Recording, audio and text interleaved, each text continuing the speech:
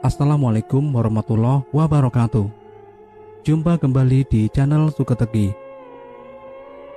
Di cerita kali ini, saya akan menceritakan sebuah kisah yang berjudul Tragedi Perkebunan Kopi.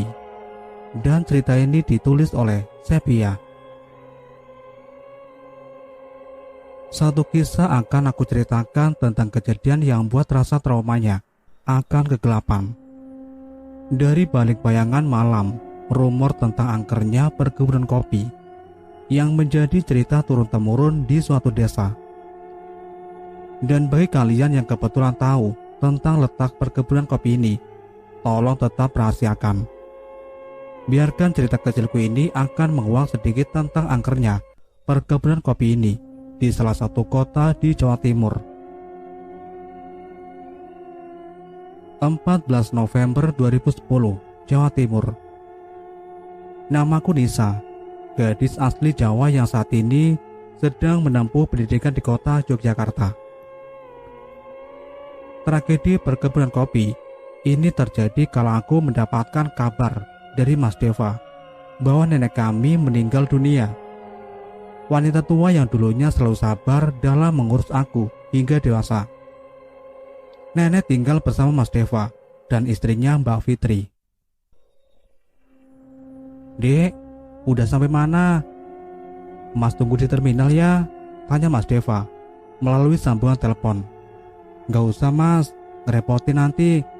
Lagian aku diantar Fadil kok," kataku, menjawab Mas Deva dari sebelah telepon. "Loh, kamu bawa teman pulang?" tanya Mas Deva kembali dengan nada kurang senang. "Nanti sambung lagi mas, aku lagi di jalan. Assalamualaikum." Segera aku putus sambungan telepon saat itu. Jika tidak, Mas Deva berbicara semakin panjang dan lebar. Sebetulnya bukan tanpa alasan Mas Deva enggan menerima tamu dari luar daerah. Dahulu ada mitos yang selalu dipercaya sampai saat ini. Jika seorang datang berkunjung ke desa tempat asalku, kebanyakan dari mereka akan menghilang.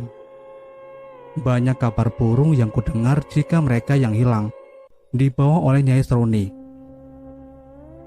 Tentang siapa Nyai Seruni, aku juga tidak tahu. Namun dulu saat aku kecil, nenekku pernah berkata jika Nyai Seruni adalah penguasa kegelapan di daerah kami. Dari zaman dulu sampai sekarang, orang-orang yang tetap percaya dengan mitos tersebut selalu hati-hati dalam bertindak. Banyak yang bilang jika wujudnya Seruni seorang wanita berparas cantik jelita dengan baju adat Jawa yang melekat di tubuhnya. Ada juga yang bilang bahwa sebenarnya Nyai Seruni ingon sang pemilik tanah. Tetapi jauh dari rumor tersebut, desaku sangat asli dan tentram. Tentunya jauh dari tindak kriminal. Sama sekali tidak pernah terjadi kasus pencurian ataupun bencana alam di desa. Sementara Mas Deva sendiri, ia adalah sosok laki-laki yang kupunya saat ini. Setelah ayah dan ibuku meninggal, ia menggantikan tugas ayah sebagai tulang punggung keluarga. Bahkan aku bisa sampai di bangku kuliah saat ini berkat keringatnya Mas Deva, bekerja di kantor kebun kopi. Saat aku bertanya tentang siapa pemilik kebun kopi, Mas Deva hanya tersenyum lantas berkata, "Nanti juga kamu tahu." Singkat cerita, aku dan Fadil sudah sampai di desa L.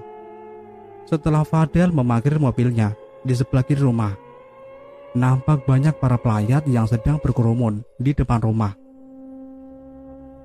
"Nisa," suara Mbak Fitri yang pelari ke arahku ketika wanita ayu dengan kerudung kuning itu mendekat. Ia langsung melukku sambil menumpahkan tangisnya. "Sudah mbak, tidak apa-apa," kataku menenangkan Mbak Fitri. Bukan Mbak Fitri saja yang merasa kehilangan saat itu. Banyak para pelayat menundukkan kepala atas kepergian nenek saat itu. Hanya menunggu kedatanganku saja, maka jenazah nenek akan diberangkatkan ke pemakaman umum di desa. Pak Kades nampak berbincang dengan Mas Deva. Raut wajah mereka itu nampak sedih. Pak Mudin juga sudah hadir saat itu.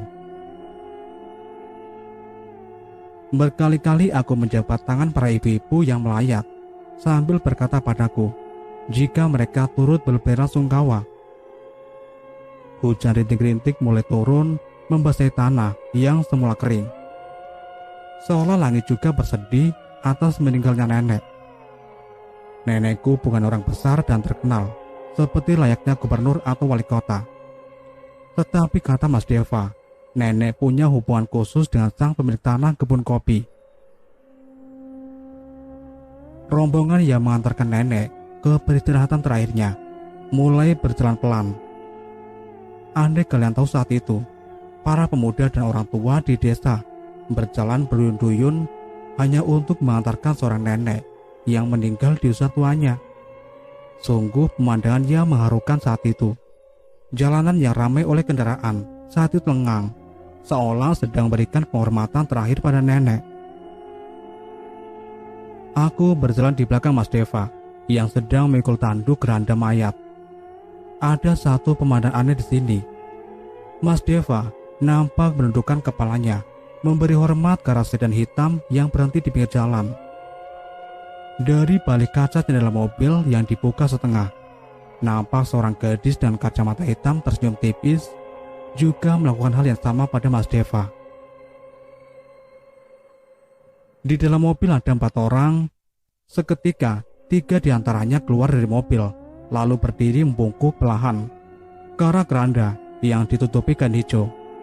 Menyisakan seorang gadis berkacamata tadi, ia hanya memperhatikan kami dari balik kaca mobil. Rombongan terus berjalan menuju pemakaman. Gerimis masih setia menemani pemakaman nenek sampai selesai.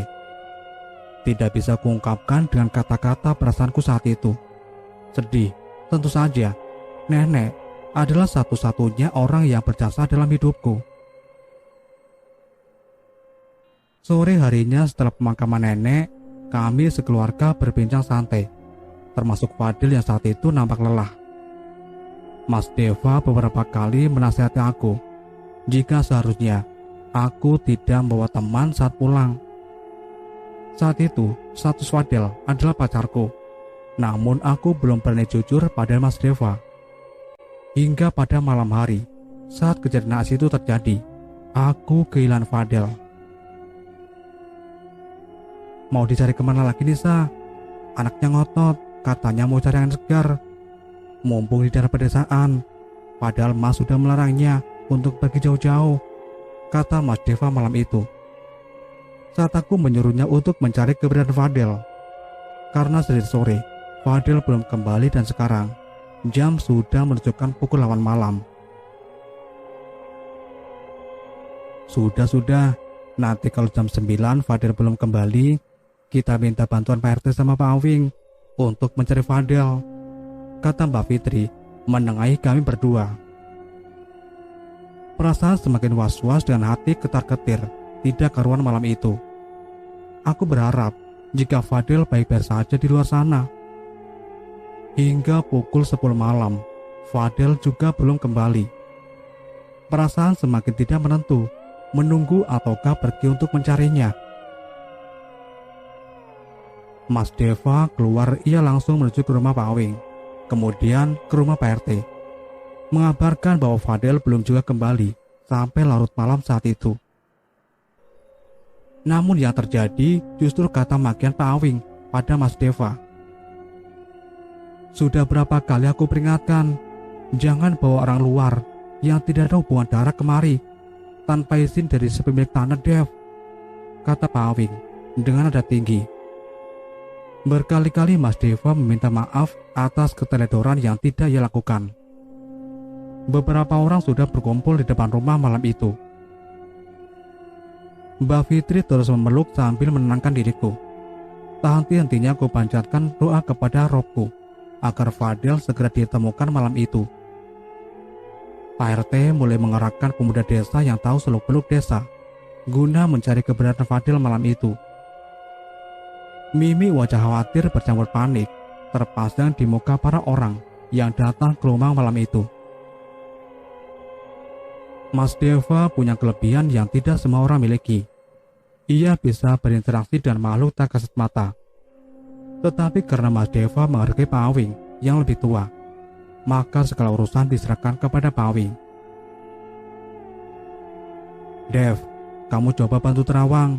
Semoga saja pemuda itu belum memasuki kebun kopi, pinta Pak Awing dengan mimik wajah harap-harap cemas. Satu hal yang ku tahu, jika seorang tanpa izin sang pemilik tanah memasuki kebun kopi, maka orang tersebut tidak akan keluar dengan kondisi hidup. Atau jika beruntung, orang tersebut mengalami gangguan kejiwaan dan gila.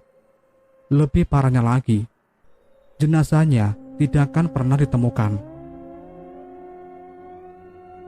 Berbeda dengan orang yang memang bekerja di kebun kopi, mereka sudah diberikan izin sampai mati untuk keluar masuk kebun kopi. Tentu saja mereka yang bekerja hanya orang-orang yang berhati putih. Malam semakin larut. Begitu juga dengan rasa penyesalanku dengan mengizinkan Fadel yang memaksa untuk mengikuti aku pulang. Fadel memang keras kepala. Dia takut terjadi sesuatu pada diriku dalam perjalanan. Maka ia bersikeras untuk mengantarkan aku pulang ke desa. Pak RT dan Mas Nawi sudah bergegas guna mencari keberadaan Fadel. Beberapa pemuda berdatangan menawarkan bantuan untuk mencari Fadel malam itu. Sampai-sampai Bapak Kepala Desa juga datang malam itu. Mereka beramai-ramai mencari keberadaan Fadel. Suara takbir bergema menemani perjalanan para pemuda kampung yang mencari hilangnya Fadel. Badanku terasa lemas, air mata terus bercucuran keluar kala pencarian mereka tidak membuahkan hasil. Hingga pagi hari pun keberadaan Fadel masih misterius.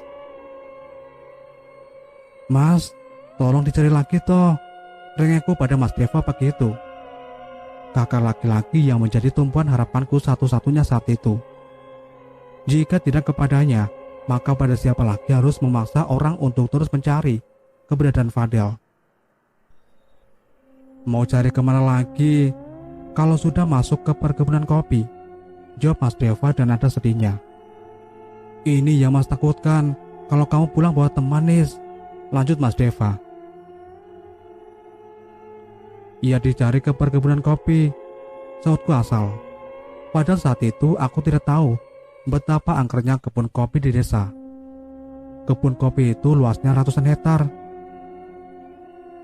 Kamu mau mencari sampai berapa tahun? Jawab Mas Deva sambil memandang ke arah perkebunan kopi yang jauh dari rumah kami. Dari mana Mas Deva tahu jika Fadel sudah masuk kebun kopi? Tanyaku lirih. Tadi malam Mas sudah terawang dan hasilnya sama seperti yang Pak Awing lakukan Nis. Teman kami itu sudah memasuki perkebunan kopi milik keluarga Ramlan. Jelas Mas Deva dengan wajah sendu. Kita minta bantuan sama pemilik tanah tersebut saja Mas, saut Mbak Fitri dengan wajah polosnya. Gak gampang dek, ini masalah perjanjian dan kita sudah melanggarnya, jawab Mas Deva sambil memandang wajah istrinya. Dan lagi mau ditaruh di mana muka suamimu ini nantinya? Padahal terakhir keluarga itu sudah mempercayakan produksi dan kantor kebun kopi padaku. Aku malu dek.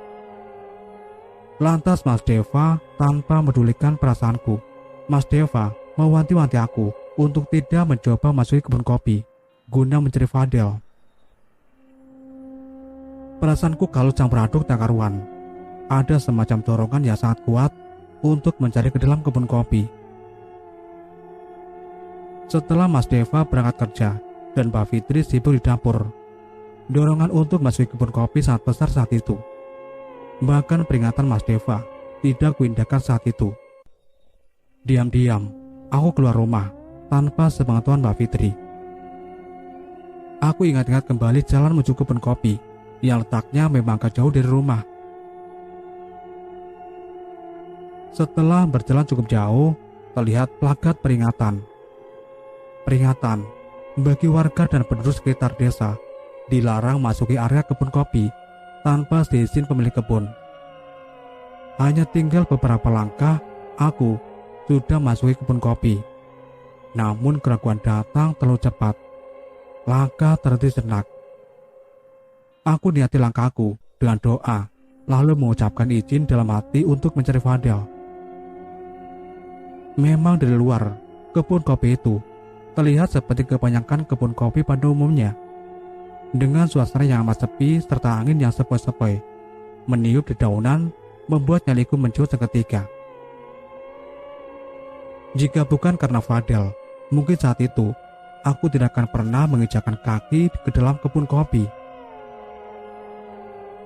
Perlahan ku mantapkan hati di setiap langkah. Ku tata ulang hati tadinya sempat goyah. Aku tata ulang hati yang tadinya sempat goyah. Karena Mas Deva pernah berkata, jangan pernah goyah. Selalu mantapkan hati pada Sang Kuasa dan selalu mintalah perlindungan darinya. Bibirku terus mengucap kalimat tasbih mengiringi langkah kaki yang semakin dalam masuki kebun kopi. Sayup-sayup, terdengar suara orang sedang berbincang dan bercanda dengan rekannya. Batinku berkata, mungkin itu suara orang yang sedang bekerja di perkebunan kopi saat itu. Semakin lama nada suara mereka berubah menjadi suara gelak tawa. Aku ingat betul kata nenek, jika di dalam hutan atau gunung atau bahkan dalam kebun kopi tempatku saat itu berada, tidak boleh berteriak. Karena kita mengundang suara yang mirip dengan orang yang kita cari. Semakin dalam aku menyusuri jalan setapak, memasuki perkebunan kopi. Entah sudah berapa jalan yang semakin bertambah banyak cabangnya, hingga membuatku lupa sudah milih jalan yang mana. Di dalam perkebunan yang semakin gelap, karena sinar matahari tidak dapat menembus ribunya pohon kopi, yang jumlahnya mencapai ratusan juta. Sayup-sayup, ku dengar suara orang sedang memanggil namaku. Nisa, suara itu terdengar jauh namun sangat jelas. Berulang kali suara itu terus memanggil namaku. Sebenarnya saat itu, aku sudah merasakan jika banyak pasang mata yang sedang mengawasi kehadiran diriku. Ingin seolah-olah acuh, namun batin semakin lama, semakin terasa tertekan oleh keadaan.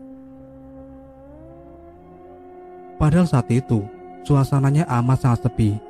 Hanya dahan-dahan pohon kopi yang bergoyang-goyang akibat terpaan angin. Sesaat perasaanku semakin bertambah waspada, seolah seseorang sedang mengintai dari balik ribunya pohon kopi. Detak jantung sudah tidak karuan kala itu. Sekujur tubuhku secara cepat dijalari oleh perasaan takut yang teramat takut. Seolah suasana yang sunyi itu menyimpan sesuatu yang sangat menyeramkan.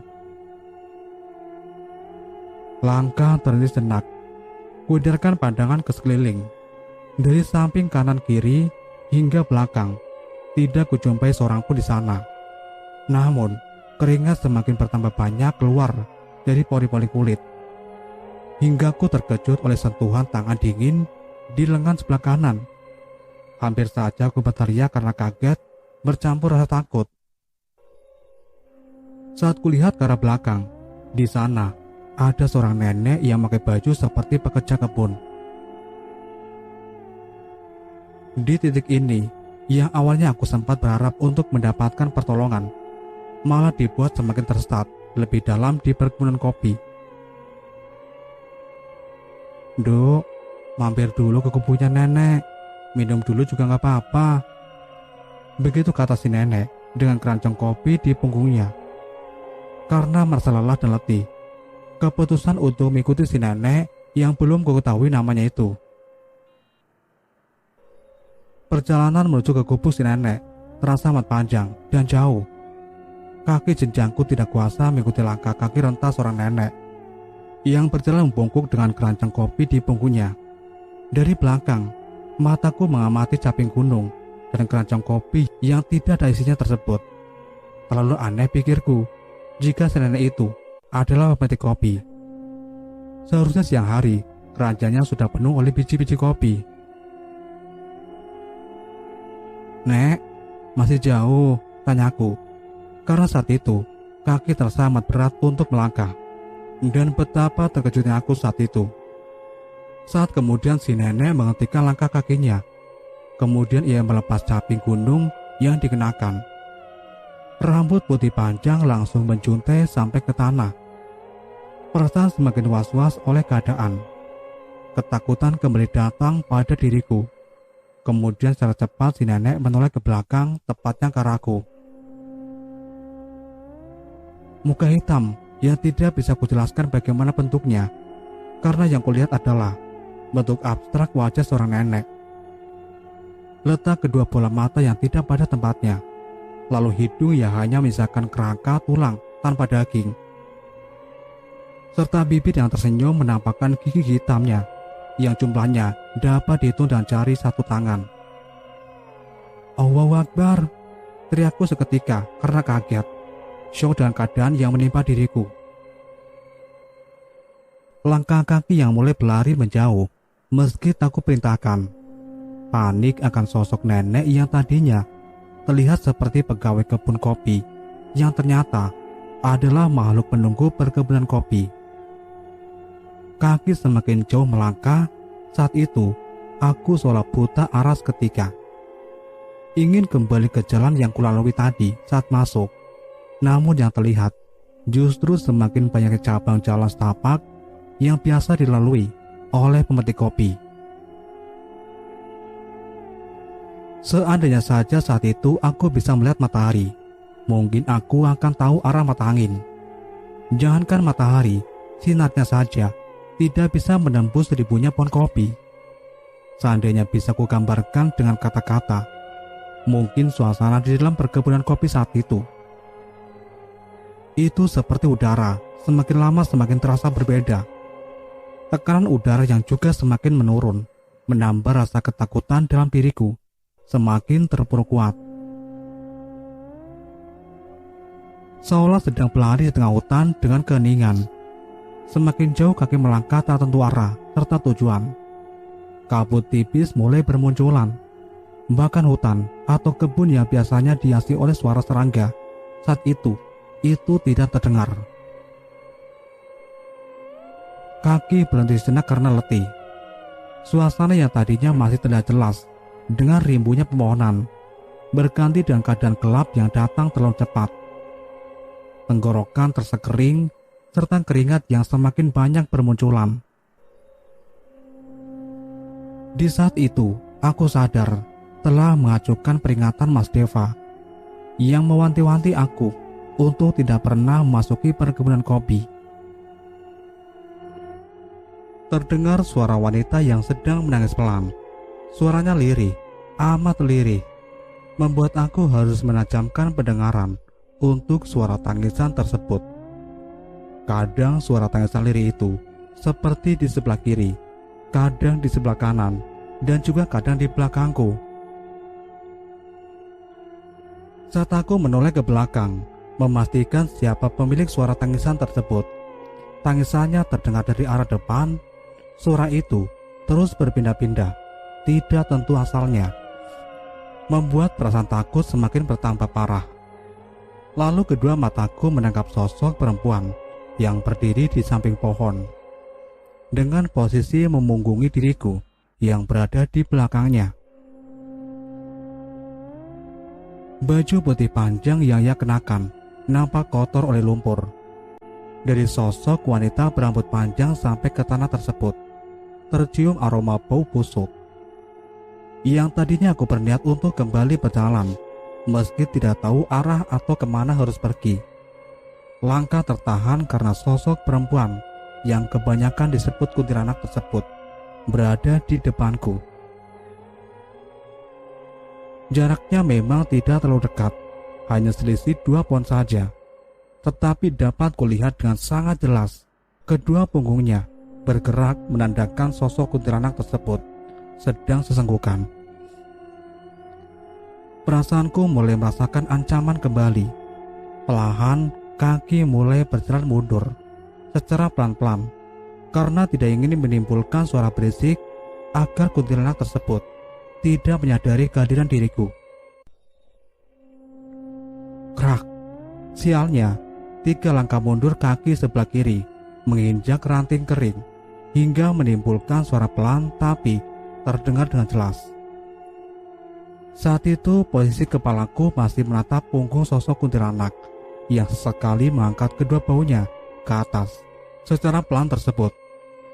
Karena suara yang kutimbulkan jelas terdengar, maka sosok kuntilanak itu secara pelan menghadap ke arahku.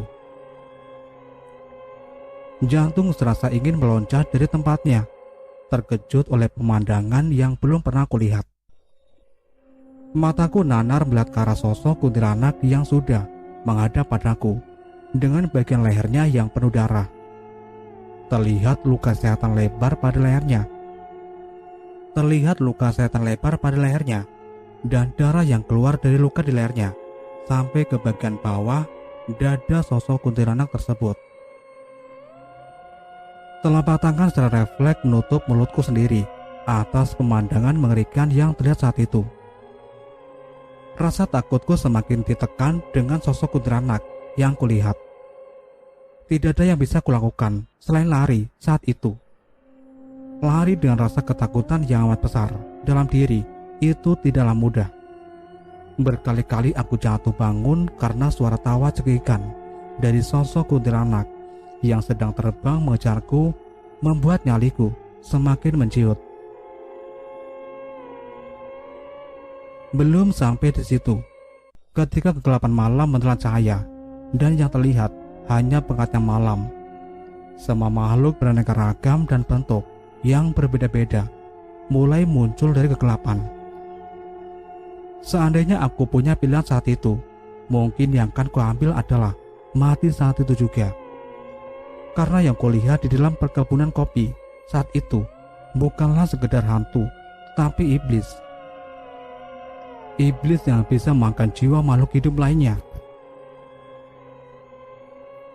Indra penglihatan sudah tidak berfungsi karena yang kulihat hanya kegelapan. Satu sentuhan tangan dingin kurasakan menyentuh punggung. Saat itu aku tidak berani menoleh ke arah belakang karena perasaan berkata jika di belakang punggungku saat itu telah berdiri sosok yang menyeramkan. Detak jantung tak keruan dengan jujuran keringat dingin yang terus keluar dari diriku. Sesaat kemudian, sentuhan tangan dingin tersebut mulai bertambah menjadi 2, 3, kemudian semakin banyak tangan-tangan yang sedang memegang tubuhku. Secara cepat berubah menjadi ratusan tangan yang sedang menyentuh seluruh badan, hingga aku jatuh dengan posisi telantang karena genggaman tangan-tangan yang dingin tersebut seolah menghentikan langkah kaki. Tidak ada suara tangisan keras dari mulutku karena salah satu dari ratusan tangan yang tidak kuketahui pemiliknya tengah membekap mulutku. Jiwa ingin memberontak karena jemaah tangan-tangan itu seolah sedang mempermainkan tubuhku. Namun badan seolah tidak berdaya untuk melepaskan diri dari ratusan tangan yang tengah menahan kedua tangan dan kaki. Tidak ada yang bisa mendengar suara jeritan hati saat itu, sampai aku berpikir mungkin saat itu adalah hari ajalku. Sosok makhluk tinggi besar dengan seluruh badan dipenuhi oleh bulu-bulu lebat, berjalan seperti seekor monyet ke arahku. Tangan-tangan yang tadinya tengah mengoyak seluruh bagian tubuh itu mulai menghilang. Sebelum makhluk dengan kedua mata merah tersebut mendekat, terdengar suara desis ular di sekitarku. Juga terdengar suara daun-daun kering yang berserakan karena dilewati sesuatu yang tidak kuketahui. Karena malam, penglihatan benar-benar terbatas. Dek, jantung serasa berhenti berdetak saat itu juga. Bayangan akan lidah bercabang yang sedang menjilat pipi kiri terasa lembek, serta mengeluarkan lendir bernuansa busuk yang menempel di pipi. Belum hilang rasa terkejut yang kurasakan dengan lidah yang kuyakini itu milik ular. Dalam kepasrahan karena tubuhku sudah tidak menyisakan tenaga lagi. Kedua kakiku dililit oleh ekor ular. Karena yang kurasakan adalah daging lentur dan panjang saat itu. Apalagi jika bukan ular, pikirku. Tubuhku diseret cepat menjauh dari sosok makhluk yang menyerupai bentuk monyet besar. atau lebih tepatnya gorila, karena badan tinggi besar penuh bulu. Semakin jauh tubuhku diseret ke dalam kegelapan di tengah perkebunan kopi. Sosok ular dengan bagian atas menyerupai setengah manusia. Isi dalam pikiranku saat itu, ya, itulah air hidupku. Kulit terasa perih oleh sayatan rumput-rumput liar yang dilalui oleh sosok ular dengan kepala manusia itu. Saking lamanya tubuhku diseret, semakin sakit juga rasa perih yang kurasakan. Entah makhluk yang tengah menyeret diriku itu lari dari kejaran siapa. Yang pasti, setelah itu tubuhku terlempar. Antara hidup dan mati, tubuhku benar-benar sudah tidak bisa digerakkan. Yang terjadi saat itu, setelah terlempar lalu jatuh dengan posisi tengkurap di tanah barusan kualami, kejadian yang buat diriku ingin mati saat itu juga. Di saat itulah ku sadar, jika mereka memang ada. Dengan mata terpejam, ku persiapkan diri jika nyawaku akan dicabut saat itu juga. Juga ku pasrahkan diriku pada Tuhan Yang Maha Kuasa. Sejenak aku berpikir, jadi seperti inilah cara meninggalnya diriku. Ucapku lirih bergumam. Ternyata, di saat sakit yang teramat sangat kurasakan, nyawaku belum juga dicabut. Apa jangan-jangan aku sudah mati sejak tadi? Banyak rumor yang kudengar tentang jiwa orang yang tersesat dalam perkebunan kopi itu. Kemudian terdengar suara gamelan dari arah jauh. Nenek pernah bilang, jika terdengar suara gamelan dan sumbernya dari kebun kopi, maka di sana sedang diadakan acara atau ritual. Dengan posisi masih tengkurap karena badan sudah tidak berdaya lagi, kulihat dari kejauhan. Letaknya di atas bukit, nampak banyak lampu-lampu menyala. Bisa jadi di sana terdapat suatu desa dari bangsa Jin yang mendiami tanah kebun kopi.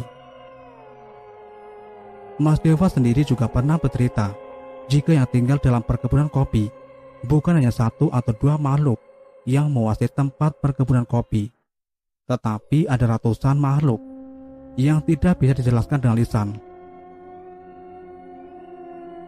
Juga di tengah perkebunan kopi terdapat suatu telaga dengan air yang sangat jernih.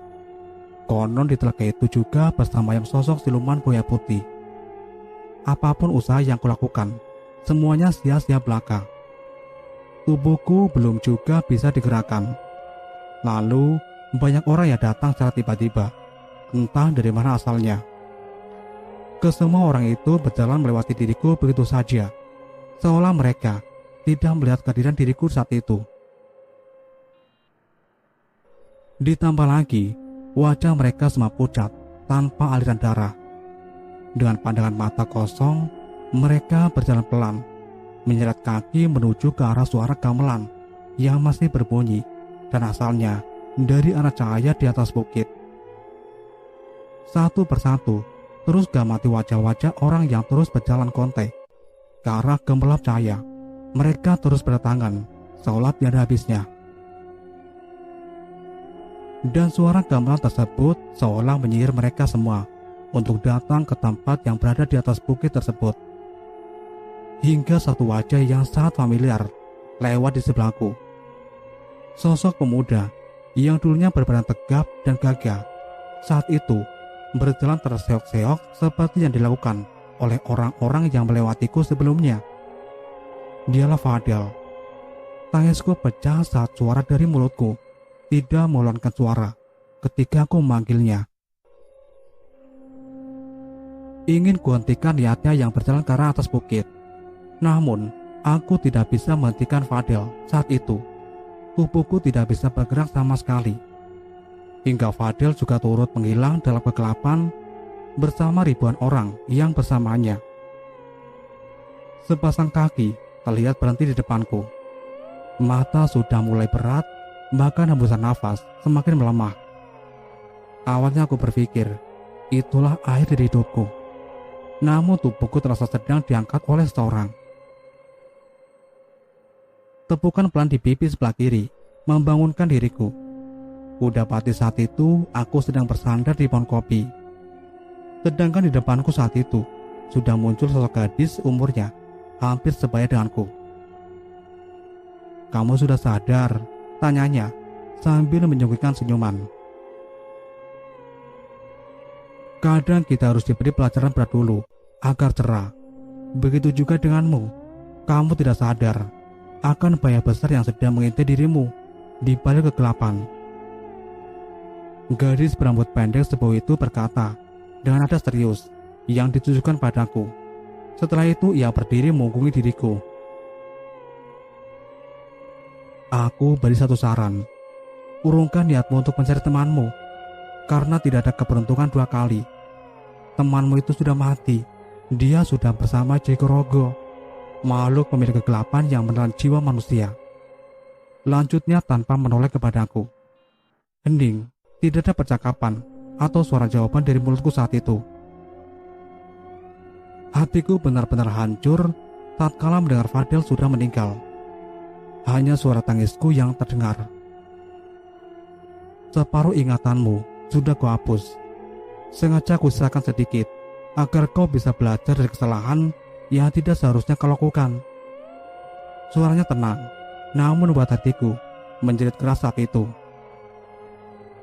Kehidupan akan terus berjalan meski kau kehilangan sesuatu yang sangat berharga dalam hidupmu. Dan itulah pahitnya kehidupan. Setelah berkata seperti itu, ia mulai melangkah menjauh dariku. "Tunggu Mbak," kataku, menghentikan langkah kakinya. "Namaku Elena. Elena Rahita Ramplan. Katakan itu pada kakakmu jika ia bertanya." Jawaban terakhir yang kudengar sebelum ia menghilang. Kemudian pada hari waktu pagi, tepatnya para pekerja kebun kopi mulai memasuki lahan. Seseorang yang kebetulan mengenali diriku langsung membantu aku untuk keluar dari kebun kopi. Saat itu aku linglung, pandangan mataku kosong. Bahkan semua orang yang mendengar berita tentang diriku yang memasuki perkebunan kopi heran. Pasalnya hanya hitungan jari orang yang keluar dari kebun kopi dalam keadaan hidup, kecuali mereka yang sudah diberikan izin sebagai pekerja perkebunan kopi. Beberapa hari kemudian, saat kesehatan badanku sudah mulai pulih, ada satu luka luar yang tidak bisa hilang. Itu adalah luka pada pipi kananku. Aku tidak peduli dengan bekas luka luar, tapi luka dalam hati masih bekas dan tidak akan pernah sembuh. Mas Deva tampak lega dengan tubuhku yang berangsur-angsur pulih secara cepat. Namun saat aku bertanya tentang nama Elena Rahita Ramplan, ia nampak kaget. Dari penjelasan Mas Deva, aku dan Pak Fitri tahu sedikit tentang keluarga pemilik tanah perkebunan kopi. Salah satu keluarga misterius yang tidak pernah menampakkan diri di permukaan. Meski bukan penerus tanah perkebunan kopi, Elena diberikan kuasa penuh atas tanah tersebut oleh keturunan terakhir keluarga Ramplan. Orang Jawa tahu ada turun-temurun, hanya mereka yang berjenis kelamin laki-laki lah yang berhak menyandang nama keluarga seutuhnya. Sedangkan Elena terlahir dari ibu yang menyandang gelar nama Ramplan. Jadi, dia tidak dituakan dalam keluarga terbesar. Ada banyak nama yang disebutkan oleh Mas Deva. Dan yang membuatku penasaran adalah nama kedua terakhir dari keluarga Ramplan. Beberapa minggu kemudian, keluarga Fadel datang lalu meminta pertanggungjawaban pada pemilik tanah kebun kopi. Kata Mas Deva, mereka berang dan menuntut kompensasi dengan nominal yang sangat tinggi. Nominal tersebut tidak sebanding dengan biaya kecelakaan. Kalian tahu apa yang dikatakan Elena di hadapan keluarga Fadel saat itu. Jadi sebesar itu harga yang harus kami bayar untuk satu keluarga. Setelah biaya kompensasi diberikan, mereka nampak tersenyum penuh kepuasan. Tetapi saat dalam perjalanan pulang menuju rumah, mobil yang mereka tumpangi masuk ke dalam jurang. Kita memang tidak pernah tahu kapan maut akan menjemput. Begitu juga dengan yang terjadi padaku. Seluruh keluarga Fadel yang menaiki satu mobil itu meninggal semua. Dan itulah akhir dari cerita ini. Cerita yang berjudul tragedi perkebunan kopi. Semoga dapat diambil pembelajaran dari cerita ini. Dan tetap nantikan video-video selanjutnya di channel ini. Wassalamualaikum warahmatullahi wabarakatuh.